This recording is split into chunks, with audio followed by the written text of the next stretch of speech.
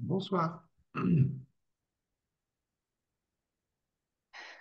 Bonsoir à tous. Bon, écoutez, il est presque 19h05, donc je vous propose de démarrer. S'il y a des personnes qui souhaitent nous rejoindre, eh ben, elles prendront le webinaire en cours de route. Écoutez, bienvenue dans cette journée mondiale de l'eau 2024. Et dans ce webinaire, on va aborder un petit peu les clés pour un usage économe de l'eau.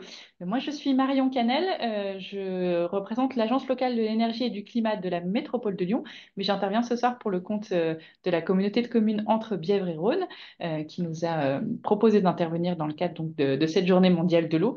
Et évidemment, tout ce qu'on va aborder aujourd'hui, enfin ce soir ensemble, fera un focus sur votre territoire et non pas sur le territoire de la métropole de Lyon. Je vais vous proposer plutôt, si vous avez des questions, de les poser directement dans le chat, puisque voilà, je pourrais les regarder plutôt en fin de webinaire.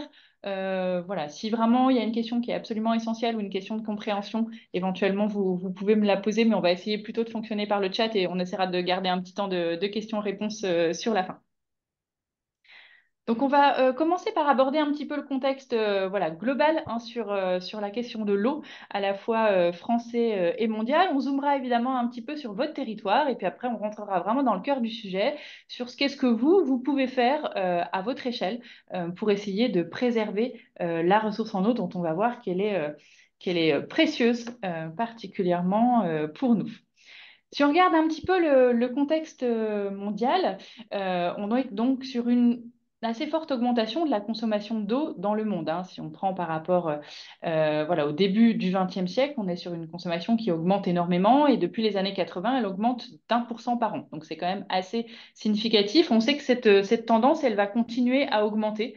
Voilà, en 2050, on devrait être à nouveau sur une consommation qui est au moins 20 à 30% au-dessus du niveau d'utilisation actuel.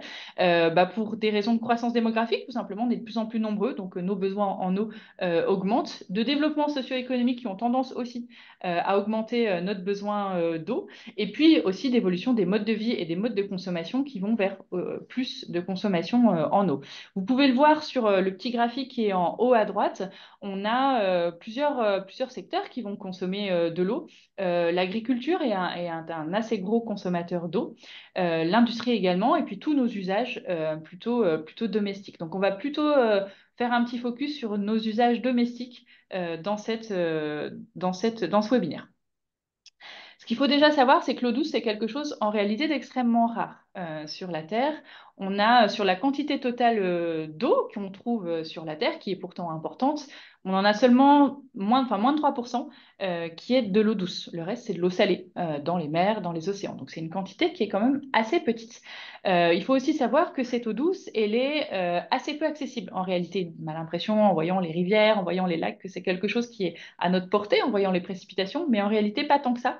On a une grande partie de l'eau douce qui est souterraine et inaccessible, hein, vraiment de façon très profonde, ou qui sont en fait des glaces, c'est-à-dire qui sont les glaciers, voilà, qui sont évidemment des réserves d'eau douce, mais dont on préfère évidemment qu'elles ne fondent pas. Donc en réalité, on a à nouveau sur ces moins de 3% d'eau douce, on a deux tiers qui se présentent voilà, sous une forme assez peu accessible. Et puis, donc, on a seulement 0,3% finalement qui est utilisable directement pour nous, pour nos activités humaines, que ce soit encore une fois l'irrigation pour l'agriculture, l'industrie ou nos usages domestiques. On peut avoir aussi des usages liés à l'énergie. Donc voilà, c'est une ressource en réalité qui nous paraît accessible, mais qui ne l'est pas tant que ça à l'échelle globale. Si on zoome un petit peu sur le contexte français, le dérèglement climatique va assez fortement impacter la ressource en eau sur le territoire français.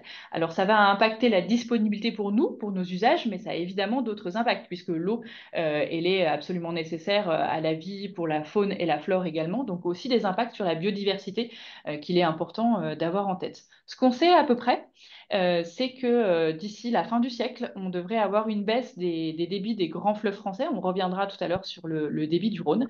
Et puis, c'est en partie lié, ça dépend des nappes phréatiques. On devrait avoir des nappes phréatiques avec une disponibilité en eau qui diminue également de 10 à 30%. Donc, c'est une ressource qui était déjà rare. Elle va se raréfier dans les années à venir avec des enjeux du coup d'usage, de partage. Voilà. Alors la situation aujourd'hui, voilà, sur mars 2024, hein, sur le contexte hydrique, elle est plutôt bonne. On a eu la chance d'avoir un hiver pluvieux. Donc ça, c'est plutôt une bonne nouvelle. C'est la carte que vous voyez à droite euh, et donc vous pouvez voir hein, en vert et bleu, ce sont des nappes qui sont plutôt en hausse par rapport à l'année dernière. La carte de gauche, c'est la carte de la même période en 2023. Vous voyez qu'elle est dans des dominantes d'orange, de jaune. Donc on était dans des situations assez critiques, mais on sortait de 2 années plutôt de sécheresse, y compris l'hiver. Donc ça n'avait pas permis de recharger les nappes phréatiques sur le territoire. Vous avez entouré donc en le petit rond bleu hein, votre territoire indirectement. Vous pouvez le voir voilà, ici. Donc on était dans une situation plutôt basse hein, l'année dernière à la même époque. Et aujourd'hui, on est dans une situation plutôt un peu plus confortable, on va dire, sur le territoire entre Bièvre et Rhône grâce à cette pluviométrie abondante. Mais vous voyez, pour autant, que cette situation, elle n'est pas égale sur tout le territoire français. On a une majorité aujourd'hui de territoires qui se trouvent voilà, dans des situations assez correctes en matière de nappes souterraines, mais on a aussi voilà, une partie sud de la France qui est encore dans des situations assez critiques voilà, en matière de recharge des nappes. Pourquoi on a besoin d'économiser l'eau? Donc, je vous l'ai dit, c'est une ressource qui va se raréfier. Aujourd'hui, la majorité de l'eau douce, hein, elle va provenir du cycle de l'eau et donc des précipitations. Les précipitations, encore une fois, qui alimentent évidemment tous nos cours d'eau, nos lacs, nos nappes, dans lesquels on va en général venir puiser l'eau dont on a besoin, notamment l'eau potable. Et puis également, elle va évidemment être absorbée par la végétation, par les sols, etc., puis s'évaporer et le cycle de l'eau reprend. Donc on a effectivement donc ce dérèglement climatique qui va impacter donc à la fois la disponibilité et il va impacter les précipitations. Ce qu'on sait aujourd'hui, c'est que les précipitations devraient être un petit peu plus abondantes l'hiver, ça c'est plutôt une bonne nouvelle.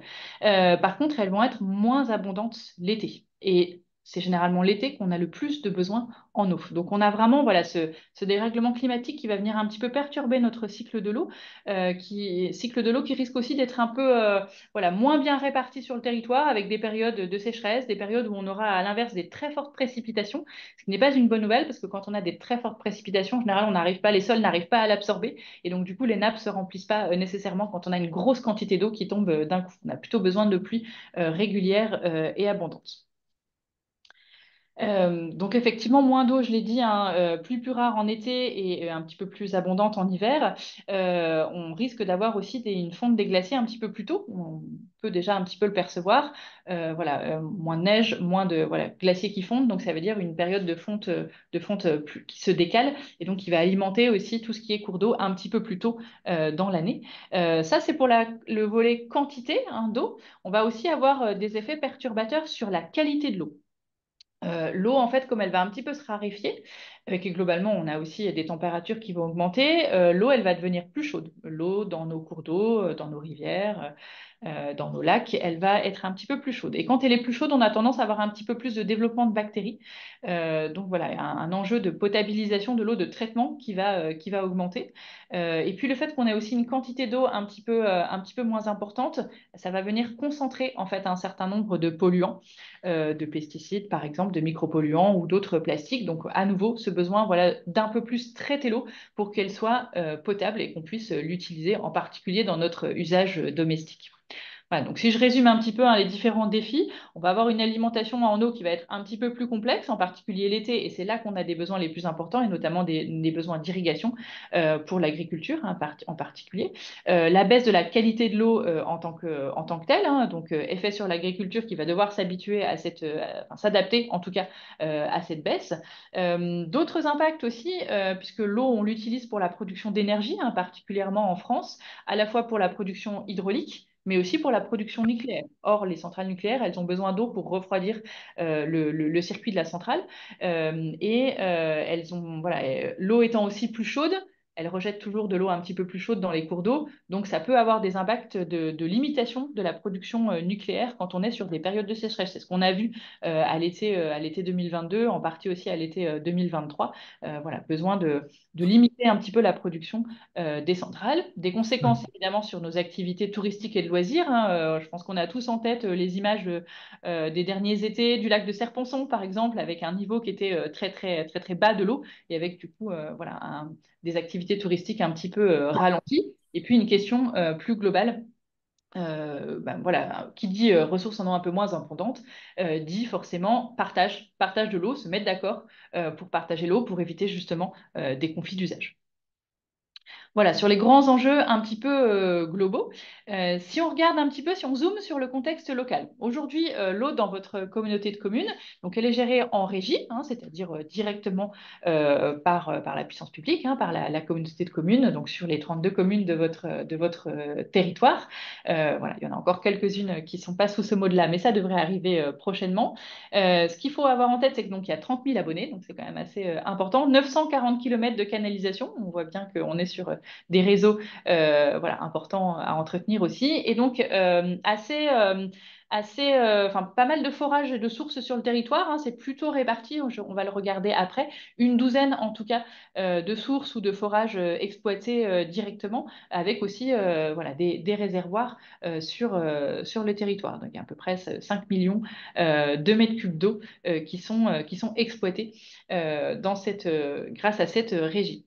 Si on regarde un petit peu voilà, la carte, donc on voit bien les 12 sources qui sont plutôt réparties sur le territoire, mais on voit quand même quelques points jaunes qui augmentent, enfin voilà, qui sont importants en termes de taille, et notamment tout à gauche, là, le point le plus gros que vous pouvez voir, c'est les captages de la nappe d'accompagnement du Rhône. Donc ça, c'est quand même 50% de l'eau produite sur le territoire qui vient en réalité de la nappe d'accompagnement du Rhône. Donc là, pour le coup, voilà, moi je suis sur le territoire de la métropole de Lyon, c'est notre cas également, ça vient de la nappe d'accompagnement du Rhône, donc on est un petit peu dans le même bateau, si je puis dire, sur cette production d'eau. Donc voilà, une certaine, enfin, 12 forages et sources, mais aussi voilà, une part quand même prépondérante du Rhône dans votre alimentation en eau. Ce qu'il faut avoir en tête et ce qu'on sait pour le coup hein, en matière de dérèglement climatique aussi, je vous parlais tout à l'heure de la baisse du débit des grands fleuves, elle est déjà documentée sur le Rhône, hein. Aujourd'hui, on constate que le débit a déjà baissé de 10-15% par rapport à ce qui pouvait être, on va dire, de façon assez naturelle, enfin en tout cas sur les dernières décennies. Et on sait que d'ici 2050, il devrait encore baisser de 15 à 20%. Donc forcément, si le débit du Rhône baisse, la nappe d'accompagnement du Rhône va aussi être un petit peu plus limitée en volume, d'où ces enjeux, encore une fois, à préserver la ressource en eau sur le territoire, même si après le Rhône reste un fleuve avec un débit puissant. Donc voilà, on ne va pas se retrouver dans un tout petit filet d'eau tout de suite, mais en tout cas, ça montre bien que cet enjeu, il va être partagé par tous les territoires qui sont également le long du Rhône. Un petit mot aussi sur l'action de la communauté de communes entre Bièvre et Rhône. Voilà, vous avez donc, ben, en tout cas, on a été habitué ces dernières années à avoir des arrêtés sécheresse qui sont pris bah, par la préfecture à l'échelle départementale en tenant compte évidemment de la situation des communes hein, qui peuvent être différentes et ça peut être le cas sur votre communauté de communes. On peut avoir des communes qui sont parfois en vigilance sécheresse et d'autres non, ou en tout cas pas au même niveau de vigilance sécheresse. En tout cas, c'est pas toujours très simple de se repérer dans ces alertes sécheresse, pardon. Et donc là, vous avez à disposition sur le site de la communauté de communes une carte avec, avec le nom des communes et vous pouvez cliquer dessus pour savoir enfin, voilà, dans quelle situation vous êtes aujourd'hui. Alors, pour l'instant, on n'est pas en alerte sécheresse hein, sur le territoire, mais en tout cas, c'est un outil qui vise aussi à vous aider à mieux connaître où est-ce qu'on en est et à connaître les restrictions associées. Les restrictions associées pour les particuliers, elles sont souvent de trois ordres, hein. Alors, c'est variable selon le niveau d'alerte sécheresse, mais on va avoir souvent l'interdiction, par exemple, de laver sa voiture. On va retrouver aussi parfois l'interdiction de remettre à niveau, de remplir sa piscine, et puis l'arrosage du jardin, qui sont souvent les choses les plus impactées pour les particuliers. Voilà, n'arroser par exemple que le soir après 19 heures ou après 20 heures, pas trop, voilà, et pas la journée. Ça, ce sont des choses qu'on va retrouver de façon assez régulière. Voilà, tout ça pour vous dire que vous pouvez le retrouver assez facilement pour savoir, j'espère que ça n'arrivera pas évidemment cette année, mais à quel niveau d'alerte sécheresse vous pouvez pourraient éventuellement être soumis. Voilà, on va rentrer un petit peu dans les clés pour préserver la ressource en eau, hein, pour vous donner un petit peu des idées de choses que vous pouvez mettre en place relativement facilement chez vous. On va aborder 5 points. La première chose, ça va être d'avoir des équipements performants qui vont utiliser le moins d'eau possible. Et on va le regarder un petit peu selon les différents postes de consommation d'eau. Le deuxième point, ça va être nos gestes économes. Qu'est-ce que nous, on peut faire au-delà des équipements? Quels sont un petit peu les éco-gestes qu'on peut adopter qui vont permettre de limiter la consommation en eau? Ensuite, on va faire des zooms sur 3 points particuliers. La question de la récupération de l'eau de pluie, notamment pour ceux qui ont la possibilité de le faire, qui vont être en maison en particulier. La question de l'infiltration des eaux pluviales dans le sol, on passera assez rapidement là-dessus. Et puis, je vous parlerai un petit peu d'eau invisible ou d'eau virtuelle pour terminer. Alors, on va commencer par quelques repères de consommation. Aujourd'hui, en moyenne, une personne en France va utiliser à peu près 150 litres, 148 pour être très, très précise, de litres d'eau par jour. C'est une moyenne, évidemment, certains vont être en dessous, certains vont être au-dessus. Mais voilà, c'est à peu près les chiffres qu'on a, c'est 148 litres. Deuxième chose à avoir en tête, c'est que le premier poste de consommation d'eau dans nos logements, ce sont les bains et les douches, de façon assez majoritaire, puisqu'on est à 40% de la consommation d'eau qui va venir des bains et des douches. Ensuite, on aura les toilettes, c'est à peu près 20%. Et puis ensuite, on sera plutôt sur le linge, la vaisselle. Voilà. Tout ce qui va être l'eau simplement pour boire ou l'eau pour nos repas, vous voyez que c'est très peu. Si on cumule la boisson et les repas, on est autour de 7%. Donc c'est quelque chose d'assez limité. Donc voilà, si on veut vraiment agir assez fortement sur la préservation de la ressource dans notre logement, voilà, les points clés vont être les bains, les douches, les toilettes, et puis après un petit peu le linge et la vaisselle. Donc je vous propose qu'on passe un petit peu en revue ces différents postes de consommation et qu'on essaie de regarder un petit peu ce qui peut être pertinent de faire pour chacun de ces postes. Donc, on l'a dit, hein, c'est à peu près 40% de notre consommation, tout ce qui est donc hygiène, bain, douche. La première chose que vous savez déjà certainement, c'est les différences de consommation justement entre un bain et une douche. Un bain, on estime qu'on est entre 150 à 200 litres d'eau, alors qu'une douche, si c'est une douche de 5 minutes, on va être plutôt autour de 60 litres d'eau. Donc, vous voyez que déjà, ça fait un différentiel très important. Donc, privilégiez au maximum le fait d'avoir une douche courte, voilà, plutôt qu'un bain. Ça, c'est déjà un premier levier évident. En matière d'équipement, on a pas mal de choses qui existent sur la consommation d'eau qui vont venir un petit peu nous faciliter la vie et nous aider finalement dans cet objectif de préservation de la ressource, qui sont des équipements assez peu coûteux. La première chose que vous pouvez mettre en place sur la douche, c'est le fait d'avoir un pommeau de douche économe. Ce qu'on appelle un pommeau de douche économe, c'est 6 à 8 litres d'eau qui vont couler par minute. Sachant que pour un modèle vraiment standard, on va plutôt être à 12 litres, voire on peut aller jusqu'à 20 litres sur certains équipements. Donc là, vous avez deux solutions possibles. Soit vous changez votre pommeau de douche pour un pommeau de douche économe. Il faut bien regarder quand vous allez l'acheter en magasin que ce soit écrit le débit, 6 à 8 litres par minute. En général, on trouve 8, parfois 7. Et pas juste que ce soit écrit économe, parce que c'est pas toujours le cas. Donc, il faut vraiment regarder ce nombre de litres par minute qui va couler. Donc, première solution, vous changez votre pommeau de douche. Deuxième solution, vous ne pouvez pas, vous ne voulez pas changer votre pommeau. Vous avez par contre des petits régulateurs de débit. Ça va être un petit peu la même chose que les mousseurs que vous connaissez peut-être pour les robinets. C'est une petite bague qu'on va venir poser au niveau de son flexible et ça va venir faire exactement la même chose. Donc, à chaque fois, c'est la même logique. Ça injecte de l'air dans l'eau et donc ça va réduire le débit d'eau. Surtout, c'est sans perte de confort. Donc, ça veut dire que vous allez très peu le sentir ou quasiment pas sentir la différence. Et pourtant, vous aurez beaucoup moins d'eau qui coule. Ce qui fait que si on reprend notre exemple de tout à l'heure, quand on reste 5 minutes sous la douche à 12 litres par minute, on est à 60 litres qui a été utilisé. Mais si on a une douchette économe à 8 litres par minute, 5 fois 8, on est déjà à 40 litres pour une douche. Donc, on a économisé 20 litres à chaque fois. Donc ça, c'est plutôt intéressant et ça permet justement de diminuer nos potentiels 22 000 litres d'eau annuels si on prend une douche tous les jours. Voilà. Donc ça, c'est un petit équipement, ça vaut relativement peu cher, hein. Vous trouvez des régulateurs de débit à 10-15 euros et vous pouvez trouver des douchettes économes à 20 euros, voire moins dans le commerce. L'idée aussi, c'est d'avoir au maximum des mitigeurs thermostatiques plutôt que les robinets où vous réglez vous-même la température parce que le temps de trouver le bon réglage, que le bon mélange se fasse, et ben, on a toujours un petit peu d'eau qui coule. Et donc ça, c'est pareil, ça permet d'économiser un petit peu d'eau pour la douche.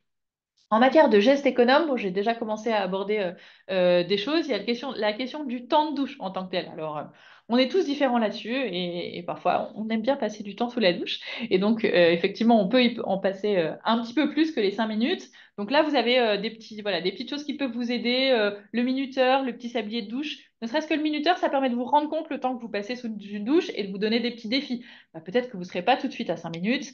Mais voilà, vous allez peut-être arriver à enlever 1 ou 2 minutes dans un premier temps, et c'est toujours ça de gagner en termes de litres d'eau économisés, et puis de litres aussi sur votre facture, pour le coup.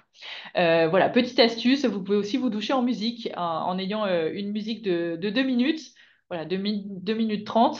Ça vous fait se mouiller avec la première chanson, éventuellement une deuxième pour se rincer, et vous restez dans les 5 minutes. Et évidemment, ben, coupez l'eau quand vous êtes en train de vous savonner. Il peut y avoir des stop douches, mais sinon, ça se fait aussi assez bien à la main, en particulier quand on a un mitigeur thermostatique. Ce que vous pouvez faire en complément aussi, voilà, si vous êtes bien motivé, bah, on a tous, quand on lance notre douche, des premiers litres d'eau qui sont froids en général, hein, le temps que ça chauffe, ça dure plus ou moins longtemps. Donc, si vous le souhaitez, vous pouvez récupérer cette eau-là en mettant une bassine, un seau dans votre douche, que vous pouvez ensuite réutiliser soit parce que vous avez peut-être un jardin et que vous avez besoin d'arrosage, ou même pour vos plantes en intérieur, ou ça peut être aussi pour mettre ensuite l'eau, transférer l'eau dans les toilettes, par exemple. Ça peut fonctionner. Ça permet de récupérer, en fonction du temps de chauffe, quelques litres d'eau. Et puis, voilà, bon, voilà, on sort de l'hiver, mais il y a aussi des périodes où voilà, vous pouvez aussi tenter de ne pas prendre forcément une douche tous les jours. Les anciens faisaient ça assez bien et ça posait pas voilà, de problématiques d'hygiène en particulière. Donc voilà, ça se tente une fois de temps en temps. Petit détail aussi qui va plutôt avoir une importance sur votre consommation d'énergie. Si vous avez voilà, votre cumulus ou un autre système, hein, pour chauffer votre eau, essayez de le régler plutôt à 50 degrés et pas à 50-55, mais pas trop au-delà parce que finalement, c'est pas nécessaire en matière, encore une fois, d'hygiène, d'avoir une eau qui chauffe plus fort. Et en fait, tout degré de moins va vous permettre de consommer un petit peu moins d'énergie aussi voilà, sur votre pour chauffer l'eau. Et c'est suffisant, en tout cas, à 50-55 degrés. On va passer un petit peu sur les toilettes. Donc, c'est quand même voilà, un cinquième de notre consommation d'eau, hein. Ça n'est pas du tout insignifiant. Si on a une chasse d'eau, voilà, traditionnelle avec un seul bouton, on peut être à 8 litres, 9 litres, parfois un petit peu plus si on est sur un modèle un peu ancien. Donc là encore, on a des équipements performants qui nous aident un petit peu. Bah, la chasse d'eau à double débit, ça c'est un incontournable, hein. Aujourd'hui, celles qu'on trouve dans le commerce, elles vont être petits boutons 3 litres et le bouton plus important à 6 litres. Donc, vous voyez qu'on gagne quand même pas mal par rapport aux 8-9 litres qu'on avait vu tout à l'heure. Donc, ça, c'est un premier équipement plutôt facile à installer. Si pour des raisons techniques, ça n'est pas possible chez vous, parfois ça peut arriver sur des cuvettes qui vont être un petit peu étroites, bah, vous avez tout simplement la solution de la bouteille d'eau. Voilà, vous mettez une bouteille d'eau d'1,5 litre dans votre cuvette. Ça fera toujours 1,5 litre en moins qui va partir au moment où vous tirez la chasse d'eau. Ou vous avez aussi des sacs qui sont faits voilà, pour réduire le volume d'eau dans les toilettes. Ça a l'avantage d'être un petit peu plus souple qu'une bouteille plastique. Donc là encore, si vous avez quelque chose d'un petit peu étroit, parfois ça peut être plus facile à insérer. Voilà, ça, ce sont les choses que vous pouvez trouver relativement facilement dans le commerce. Vous avez aussi l'image du milieu, le poids. En fait, ça va être dès que vous appuyez plus sur le bouton, le poids va faire que la chasse d'eau va remonter tout de suite et donc l'eau va s'arrêter de couler. Pareil, ça peut pas mal voilà, limiter le débit de la chasse d'eau. Et puis après, pourquoi pas, encore une fois, selon la configuration de votre logement, passer sur des toilettes sèches. Voilà, à tester. Parfois, quand on est en maison, ça peut se faire. Euh, voilà, si vous y êtes prêt, en tout cas, ce sont des solutions qui peuvent se développer dans les territoires. Et donc là, on n'a bah, quasiment pas besoin. Autre point important, hein, qu'on retrouve quand même particulièrement souvent sur les chasseaux, ce sont les fuites. On s'en rend pas toujours compte parce que parfois c'est un tout petit filet d'eau qui peut couler et donc voilà, on s'en rend pas compte. Donc ce que vous pouvez faire, hein, si vous il faut essayer de le repérer. ça peut être quand même de 140 litres, voire juste une grosse fuite à 600 litres par jour. Donc, ça peut assez vite voilà, se chiffrer, en tout cas. Vous pouvez tout simplement aller regarder votre compteur d'eau le soir puis le matin, en vérifiant que vous n'avez lancé évidemment aucun autre équipement qui aurait nécessité de l'eau, comme une machine à laver, par exemple. Donc voilà, ça c'est une première chose que vous pouvez faire sur votre compteur. Je vous ai mis les petits modèles de compteurs que normalement vous avez sur le territoire. Donc si vous voyez qu'entre le soir et le matin, il y a des litres d'eau, voilà, vous voyez un chiffre différent, c'est probablement qu'il y a une fuite. Et s'il n'y a rien eu d'autre de lancé, voilà, allez regarder du côté des toilettes. L'autre chose que vous pouvez faire, c'est tout simplement mettre un petit colorant alimentaire dans le réservoir de vos toilettes. Et si ben, vous voyez que le bas de votre cuvette est un petit peu teinté quelques temps après, c'est probablement là aussi qu'il y a une petite fuite. Voilà. Donc je le précise parce que c'est vrai que c'est quand même souvent le cas. Et parfois, c'est des petits volumes, donc on ne repère pas à l'œil nu, mais on peut y être confronté. Si on regarde ensuite du côté donc, des autres postes de consommation, tout ce qui est vaisselle, lessive, donc je disais le linge 13%, la consommation d'eau et la vaisselle plutôt 11%. Un lave-linge en moyenne, tout type d'équipement confondu, c'est 80 litres d'eau par lessive. Vous voyez, c'est quand même assez important. Le premier geste, si on est encore une fois sur la performance des équipements, bah, c'est plus on va avoir un équipement, j'aurais tendance à dire récent, mais aussi avec une bonne étiquette alors là, c'est la nouvelle étiquette énergie. On va diviser la consommation d'eau assez fortement. Notamment sur ces nouvelles étiquettes énergie, vous avez depuis 2 ans à peu près, vous avez aussi une indication sur l'eau. C'est le petit robinet que vous pouvez voir voilà, dans les petits pictos là, qu'il y a en dessous de l'étiquette en couleur, qui est plutôt une étiquette sur l'énergie. Vous avez aujourd'hui la consommation en eau de vos équipements. Donc, si vous avez un matériel à renouveler, ça peut être intéressant aussi, au-delà de l'étiquette d'énergie, de regarder aussi sur cette partie eau. Sur le lave-linge, par exemple, aujourd'hui, si vous achetez un équipement performant, il va utiliser quasiment 3 fois moins d'eau qu'un équipement moyen. Donc, vous voyez, c'est quand même assez conséquent. Même chose hein, sur le lave-vaisselle, on va réussir à descendre à peu près à 8 litres par cycle, ce qui est très peu parce que l'eau est réutilisée un petit peu en continu, sachant qu'on est plutôt à 20 litres sur un équipement à lave-vaisselle un petit peu moyen. Et c'est toujours plus économe d'avoir un lave-vaisselle que de laver sa vaisselle à la main. Alors après, ça dépend toujours de comment on fait sa vaisselle. Si vous n'avez pas de lave-vaisselle et que vous êtes tenu de faire la vaisselle à la main, ce que vous pouvez faire, c'est au maximum utiliser des bassines. On va y revenir juste après. En tout cas, voilà, vous avez pas mal de comparateurs aujourd'hui qui existent aussi, en plus de ces étiquettes qui vous donnent des indications. Ça peut être voilà, un réflexe à avoir, en tout cas si vous devez changer votre matériel. En termes également d'autres gestes économes, plusieurs choses possibles. Le mode éco de vos équipements, il va souvent économiser de l'énergie, mais il va aussi parfois économiser de l'eau. Donc, les utiliser au maximum, en tout cas, ça peut permettre de réduire sa consommation. Ce sont souvent des modes qui sont un petit peu plus longs. Mais ça ne veut pas dire qu'ils consomment plus d'énergie, hein. En réalité, c'est bien l'inverse. Et c'est pareil sur l'eau. Donc vraiment, n'hésitez pas à les utiliser.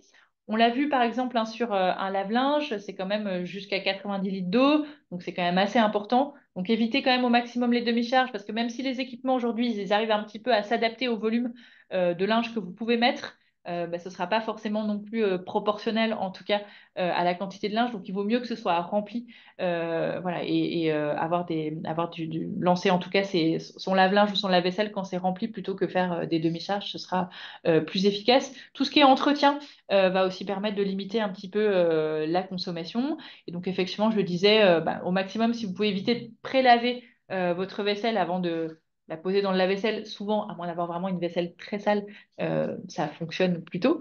Et puis, plutôt utiliser des bassines hein, quand on doit laver sa vaisselle à la main. Ça permet voilà, d'avoir un volume d'eau que vous voyez et du coup, vous pouvez aussi contrôler. Alors que quand on laisse couler, on ne se rend pas forcément compte du volume global. Si on zoome un petit peu sur nos robinets, alors bon, là, ça va dépendre évidemment du matériel que vous avez. On estime qu'en moyenne, un robinet ouvert à fond, il va consommer à peu près 12 litres d'eau par minute. Donc, vous voyez, ça va quand même relativement vite. Donc là encore, on a des équipements qui sont là pour nous aider. C'est le principe de l'écomousseur.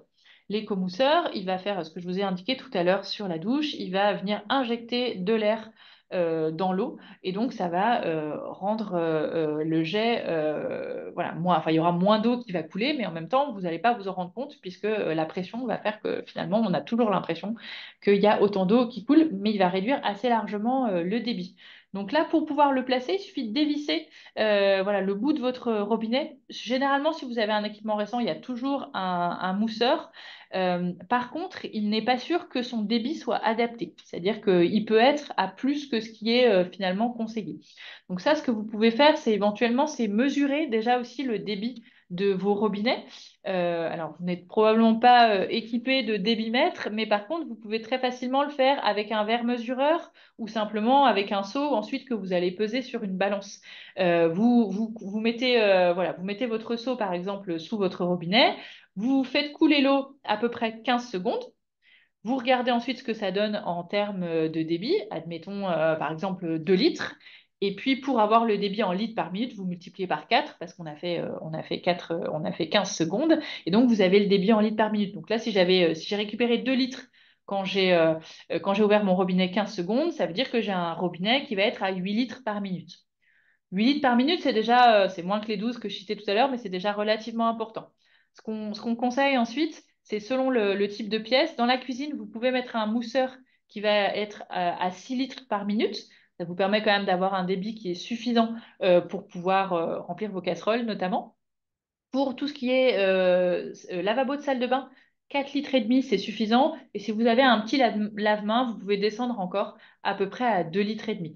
Donc voilà, la première chose, parce que pour vérifier, c'est d'essayer de mesurer et ensuite de vous dire, bon, bah là, j'ai certes peut-être un mousseur, mais finalement, il réduit pas assez le débit de mon robinet. Donc ça s'achète très facilement en grande surface de bricolage. Ça s'achète aussi sur Internet. C'est un coût assez modique.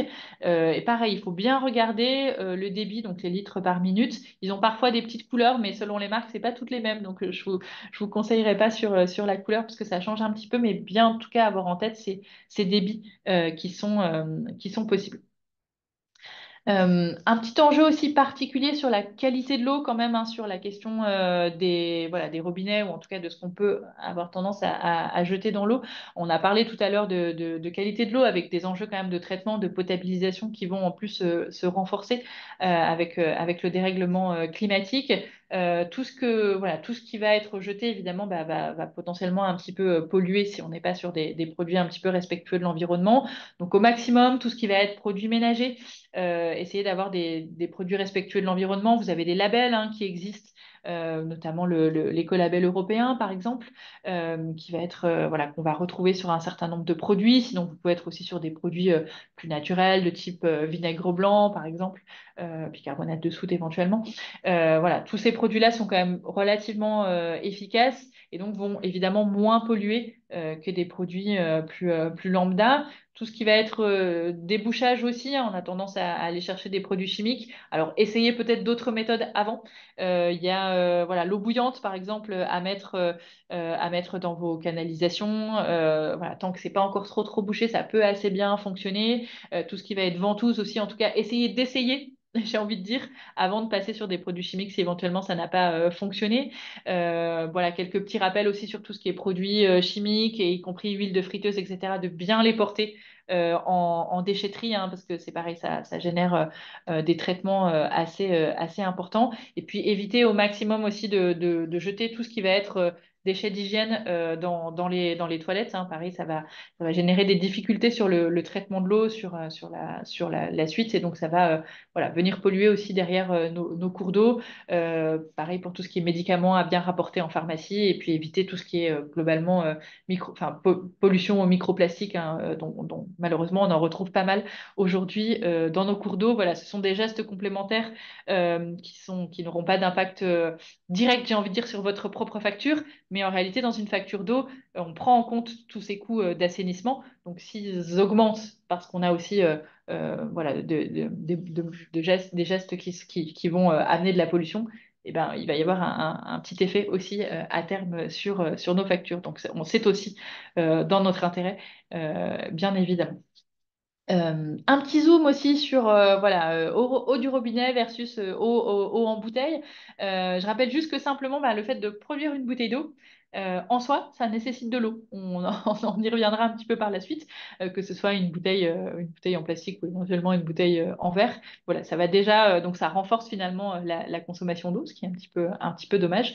Et puis on est sur des coûts, hein, évidemment, qui sont beaucoup plus importants. Voilà, on est sur des qualités de l'eau en général en France qui sont quand même bonnes et voilà, l'eau est quand même très contrôlée. Donc n'hésitez pas à privilégier l'eau du robinet. Voilà sur ce qu'on peut faire, on va dire, dans notre logement, de façon, voilà, sur ce qui est à notre main, j'ai envie de dire. On va zoomer aussi sur quelques autres petits points un petit peu périphériques, notamment le lavage de la voiture. Le lavage de la voiture, ben, voilà, vraiment quand c'est utile, hein, c'est pareil, ça fait partie des petits éco-gestes. Si votre voiture est très sale, bien entendu, mais peut-être à ne pas faire trop régulièrement. Ce qui est important aussi à avoir en tête, c'est de privilégier les stations de lavage. D'abord parce qu'elles sont équipées avec des équipements qui sont quand même plus économes que ce qu'on aura tendance à faire nous. Donc on peut être, voilà, alors selon les stations, 50 à 350 litres d'eau nécessaires pour laver une voiture, mais quand on le fait à la main, on peut aller jusqu'à 500 litres d'eau. Enfin, à la main avec un jet d'eau, j'entends. Donc voilà, ce sera plutôt plus économe en eau. La deuxième chose aussi qui est assez importante, c'est qu'en fait, nos voitures, elles sont quand même assez polluées pour le coup. Quand vous lavez votre voiture, du coup, chez vous, les polluants vont aller directement dans le sol et s'infiltrer dans le sol. Là où une station de lavage, elle va être équipée pour récupérer ces polluants, et c'est notamment des hydrocarbures qu'on va retrouver sur les véhicules. Donc voilà, là encore en matière de, pour le coup, de pollution plutôt des sols, mais potentiellement aussi de pollution des eaux qui rejoindra ensuite des nappes phréatiques, c'est plutôt plus intéressant. Et puis après, voilà, on peut trouver des choses plus ou moins économes aussi en termes de stations de lavage. Si on fait un petit zoom sur le jardin aussi, parce que j'imagine que sur votre territoire, il y a pas mal de maisons et donc également des jardins, bah, c'est voilà, c'est quand même, alors c'est pas dans les premiers postes de consommation, mais ça peut être quand même un poste de consommation d'eau qui est important et particulièrement en été, hein. Je reviens sur cette notion de saisonnalité qui est quand même assez importante. Voilà, c'est l'été, c'est là où la disponibilité en eau est la moins forte et en même temps, c'est là où on a le plus besoin, notamment pour arroser son jardin. Donc voilà, un sol qui va être à nu, on va avoir une évaporation qui va être globalement assez importante. Donc si vous avez un jardin, si vous avez soit des fleurs, soit un potager, déjà le premier réflexe, c'est d'essayer de pailler, voilà, parce que ça va limiter l'évaporation de l'eau et donc vous aurez besoin de moins arroser. La terre, elle va tout simplement rester plus humide, donc ça va limiter votre besoin d'arrosage et donc votre consommation d'eau. Ça, c'est la première chose que vous pouvez faire. Vous pouvez aussi alors, selon ce que vous avez, essayez d'avoir un petit, voilà, quelques arbres, des choses qui vont aussi amener de l'ombre. Pareil, ça va garder un petit peu d'humidité, bah, sous réserve que votre plante, elle n'ait pas besoin évidemment de beaucoup de soleil pour pousser. Mais en tout cas, sur certaines plantations, ça peut fonctionner. Réfléchir aussi quand vous avez de nouvelles plantations à des plantes qui soient peu gourmandes en eau. Hein, on va aller de toute façon, comme je vous le disais, vers des précipitations qui vont être un petit peu moins importantes, donc avec un risque que vous ayez besoin de plus arroser demain votre jardin. Donc voilà, quand vous êtes dans vos plantations pour l'été, n'hésitez pas aussi à réfléchir à ce qui peut nécessiter un petit peu moins d'eau et donc peut-être aussi à changer de type de culture ou de type de fleurs que vous pouvez positionner. Voilà, vous avez pas mal de ressources qui existent aujourd'hui pour savoir ce qui peut être un petit peu plus économe en eau que ce qu'on a peut-être l'habitude de planter traditionnellement. Voilà. Si vous avez quelque chose un petit peu d'ampleur, vous pouvez aussi installer un système de goutte à goutte. Ça va quand même rester plus économe qu'un arrosage plus manuel. Bon, l'idéal étant encore une fois d'avoir des plants qui sont le plus économes en eau possible, mais en tout cas, ça peut quand même être une bonne solution. Je le disais, évitez évidemment d'arroser la journée quand c'est en plein soleil parce que vous allez avoir une évaporation qui va être beaucoup plus forte, hein. Donc, de préférence, arroser soit tôt le matin, soit en fin de journée. Ça va encore une fois vous permettre d'avoir moins d'aller-retour avec vos arrosoirs. Et puis, voilà, je parlais de couvert végétal, mais ça peut être aussi ponctuellement des petites occultations sur certaines choses. Voilà, d'avoir des voiles, ça peut être aussi utile, voilà, parce que le soleil va un peu moins se réverbérer, donc générer un petit peu moins d'évaporation sur la terre. Voilà ce qui est possible. Ce que vous pouvez aussi faire, voilà, quand vous avez, alors, un petit peu plus facile en maison que si vous êtes en appartement en copropriété, c'est de récupérer l'eau de pluie. Voilà, ça peut permettre d'éviter, en tout cas, d'utiliser de l'eau potable pour arroser notamment votre jardin. Donc, c'est une solution qui est assez intéressante. C'est une solution qui, de fait, est gratuite, hein, parce que vous récupérez l'eau qui tombe. C'est une eau qui a l'avantage d'être peu calcaire aussi. Voilà, donc ça, c'est intéressant. Vous pouvez l'utiliser pour donc arroser votre jardin. Vous pouvez l'utiliser éventuellement si vous avez aussi des petits bassins à remplir, ça peut arriver. Et il faut savoir aussi qu'en l'état de la réglementation, cette récupération d'eau de pluie, elle peut être utilisée pour un certain nombre d'usages dans notre logement. Donc en particulier la chasse d'eau. Hein, donc les toilettes peuvent être alimentées par une eau qui n'est pas potable, hein, qui est une eau qui vient de la récupération d'eau de pluie. Et également le lave-linge que vous pouvez alimenter de cette façon-là. Donc, vous pouvez trouver plusieurs types de cuves, hein, une cuve simple que vous pouvez mettre en extérieur, jusqu'à des systèmes qui vont être plus sophistiqués avec des cuves enterrées qui vont venir, voilà, qui ont l'avantage de pas se voir, voilà, en termes de conservation, c'est intéressant aussi. Vous aurez des volumes aussi souvent qui sont un petit peu plus importants, qui peuvent être récupérés dans ces cuves et donc aussi utile particulièrement si vous voulez aller jusqu'à l'utilisation dans votre logement donc pour la chasse d'eau et le lave-linge. Donc ça permet, dans une certaine mesure, de faire face à une sécheresse, à condition qu'elle soit quand même relativement modérée. Évidemment, si on est sur plusieurs semaines ou plusieurs mois sans précipitation, ben, de fait, votre cuve, elle ne pourra pas se remplir. Mais en tout cas, ça permet quand même de faire un petit peu de stockage, au moins quand on a des pluies aussi qui peuvent être abondantes, donc plutôt dans ces périodes hivernales ou de printemps, que vous pouvez ensuite réutiliser à des périodes où on a un petit peu moins d'eau. Voilà. Donc ça reste relativement utile. Et puis, un petit zoom aussi voilà, spécifique à votre territoire. La communauté de communes vient de lancer une aide financière pour l'acquisition d'un récupérateur d'eau de pluie. Voilà, c'est, je crois, tout neuf. Donc, il faut que cet équipement soit neuf pour le coup, hein, pour pouvoir bénéficier de cette aide financière avec une capacité donc minimum de 200 litres. Et vous avez une aide qui est égale à 50% maximum du prix d'achat total plafonné à 100 euros. Voilà, bah, je vous laisserai aller regarder un petit peu toutes les conditions sur le site. Vous avez le lien hein, dans le webinaire. Euh, sur le site internet de la communauté de communes, mais en tout cas, voilà, il y a désormais une aide financière pour cet équipement, donc n'hésitez pas à vous renseigner si vous n'en disposez pas encore. Un petit mot aussi sur la question de l'imperméabilisation des sols. Alors, vous êtes peut-être un petit peu moins concernés que nous sur la métropole de Lyon, en territoire très, très urbain, mais néanmoins, c'est quand même un petit sujet. Aujourd'hui, quand on a des sols très imperméables, ce qui va se passer, notamment quand on a des pluies particulièrement abondantes, c'est que l'eau va avoir beaucoup de difficultés à s'infiltrer dans le sol. Donc, ça va générer plusieurs choses. Ça peut générer, en cas de pluie très très forte, en fait, des inondations, parce que l'eau n'arrive pas à s'infiltrer. Donc, l'eau va monter concrètement et va donc inonder, particulièrement quand on a voilà, des sols bitumés, des routes, des trottoirs, etc. Ou alors, bon, on peut ne pas aller jusqu'aux inondations, mais par contre, elle va encore une fois ne pas s'infiltrer et avoir tendance à s'évacuer très vite. Or, du coup, une eau qui s'évacue très vite, elle va s'évacuer dans les cours d'eau, par exemple, elle va rejoindre voilà, assez rapidement la mer, l'océan.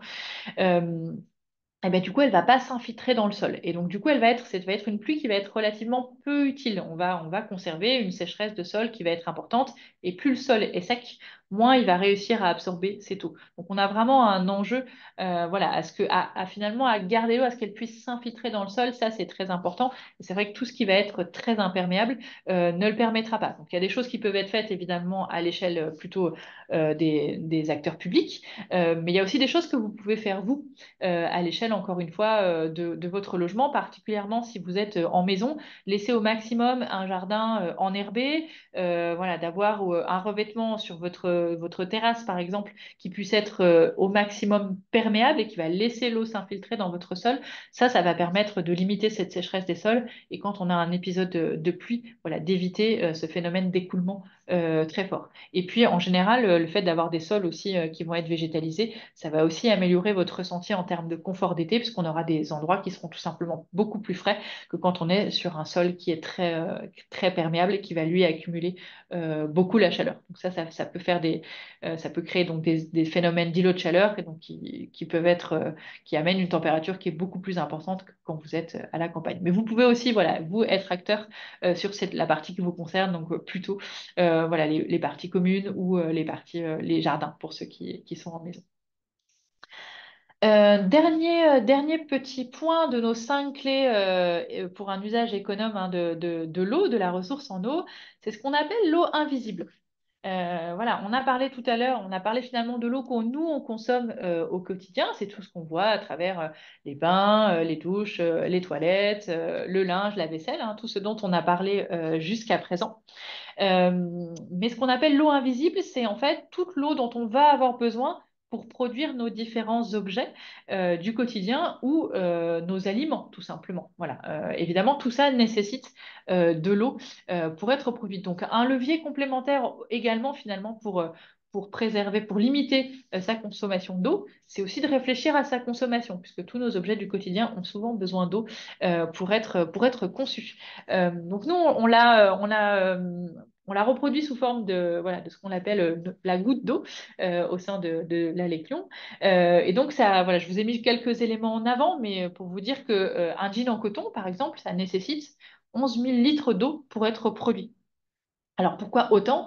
Parce qu'un jean, il est en coton, comme j'ai pu le dire. Et le coton est une matière qui nécessite beaucoup d'eau en fait pour pousser. Voilà. Alors ça peut être en partie de l'eau de pluie, ça peut être aussi du coton irrigué. Et puis ensuite, on va utiliser de l'eau dans tout le processus de traitement, enfin de fabrication du jean en tant que tel. C'est-à-dire une fois que le tissu est tissé, on va aussi avoir voilà, des traitements qui peuvent être appliqués et qui peuvent nécessiter de l'eau, par exemple. Voilà, d'où cette consommation qui est assez importante.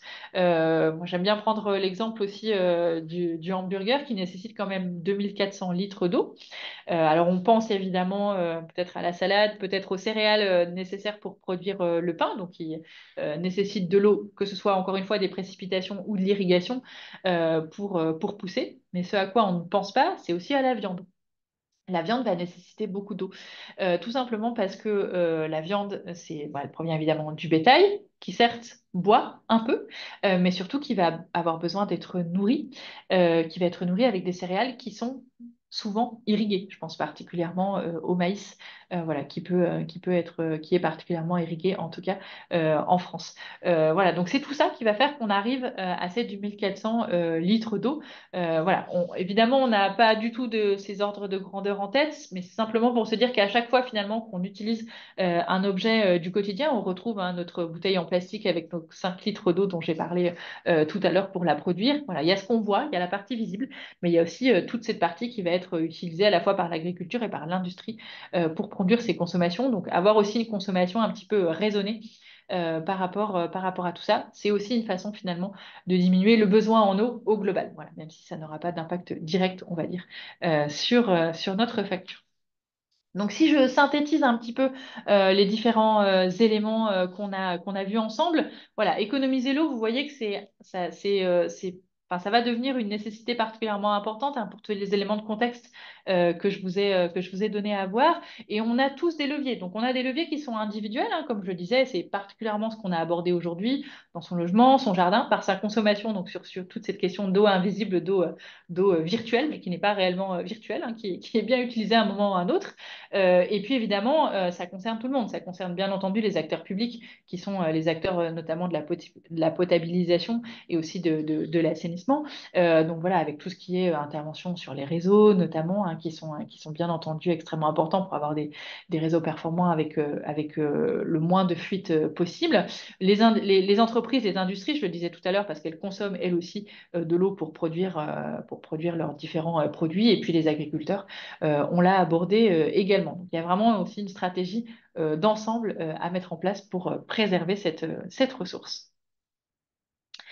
Voilà, j'en ai terminé avec les éléments que je voulais vous présenter. Je ne crois pas que j'ai vu de questions dans le chat. Mais peut-être que vous en avez en direct et il est 19h53. On a encore quelques minutes si vous avez des questions auxquelles je vais essayer de répondre.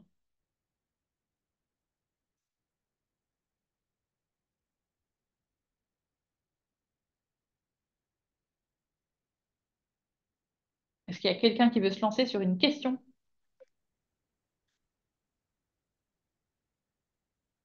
Ah, je vous entends pas. Je vous entends pas. Attendez, je fais peut-être que les micros sont coupés. Je vais vérifier.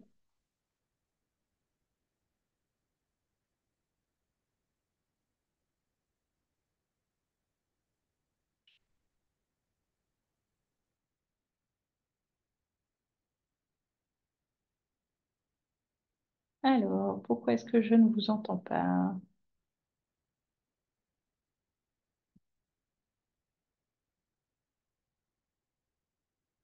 Je vais vous demander une petite minute. Je vais aller voir ça tout de suite.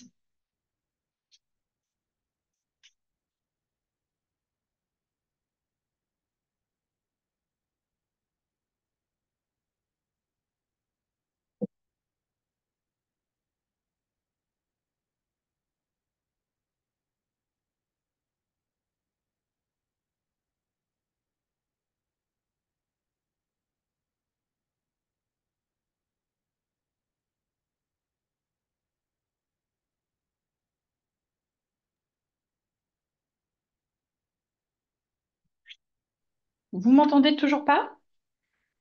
Enfin, non, bah, sinon je vais regarder dans le chat. Je voyais que vous aviez écrit ça.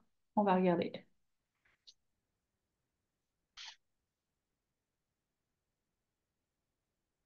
Est-ce qu'il y en a d'autres qui arrivent à poser une question? Ou en tout cas, sinon, n'hésitez pas encore une fois dans le chat. Je l'affiche en direct du coup.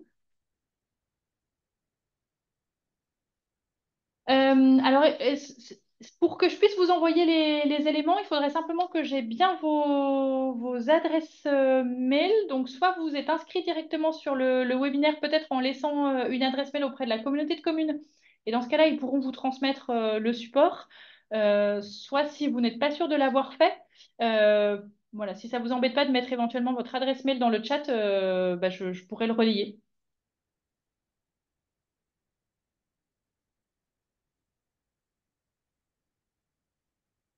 Il y a d'autres éléments dans le chat où on a fait le tour.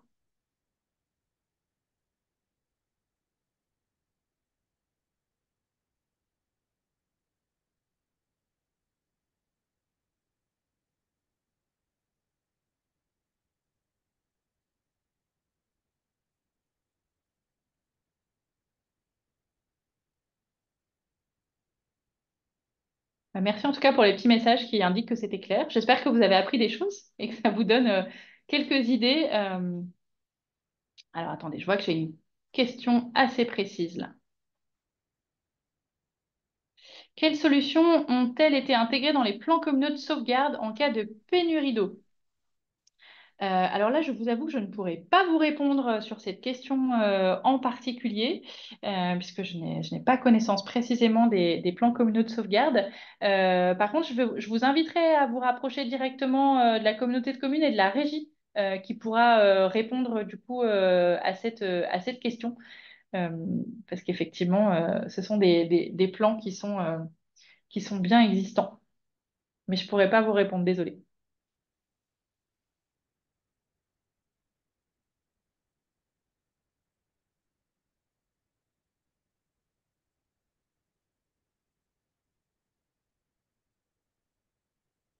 S'il y a encore quelques remarques, n'hésitez pas.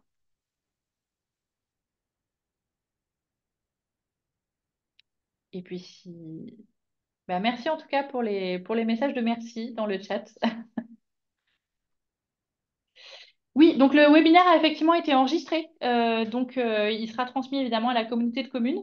Et alors, je ne sais pas quelles sont ces modalités de diffusion, mais je suppose que ce sera disponible effectivement pour pouvoir être revu.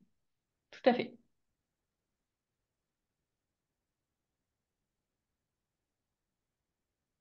Bah, merci à tous pour avoir été là ce soir. Voilà, encore une fois, ce sera bien enregistré. Vous pourrez avoir accès au replay et du coup, voilà, pourrez voir le support en même temps. Euh, voilà, ben je vous remercie à tous. Je remercie la communauté de communes entre Bièvre et Rhône également pour l'organisation de ce webinaire. Et il me reste